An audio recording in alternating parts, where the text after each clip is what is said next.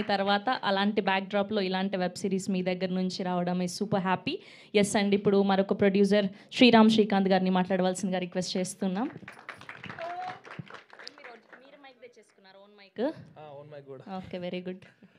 So అందరికీ నమస్కారం. నాకు చాలా హ్యాపీ అనిపిస్తుంది. సో మేము ఫస్ట్ ఆఫ్ ఆల్ మై విలేజ్లో స్టార్టింగ్లో మేము ఫిలిమ్స్కి స్పూఫ్ వీడియో చేసేవాళ్ళం.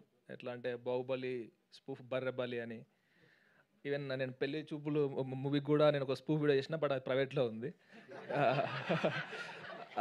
యాక్చువల్గా ఆ వీడియోకి పర్మిషన్ కూడా అడుగుంటే మద్రాసు గారిని. ఒక మ్యూజిక్ యూజ్ చేసుకున్నా ఇంకా.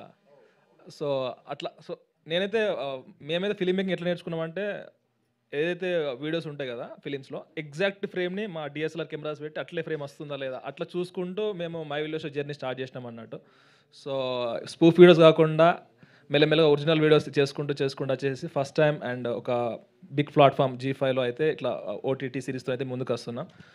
సో నేను చెప్పేది ఏంటంటే, ఇది just a beginning step.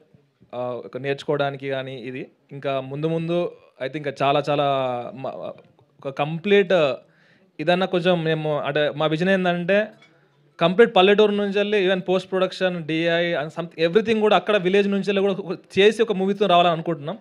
So అది ముందు జరుగుతుంది. సో ముందైతే ఈ సిరీస్ ద్వారా అయితే ఇవన్నీ చాలా విషయాలు అయితే నేర్చుకున్నాం. సో G5కి అయితే thank you so much. And ఇంకా ఇంకా నాకు ఏం చెప్పడం అర్థమైతే లేదు. So thank you everyone. Thank you so much. Yes అండి, ఇప్పుడు DOP శ్రీకాంత్ అరపుల గారిని మాట్లాడాల్సిందిగా రిక్వెస్ట్ చేస్తున్నాం.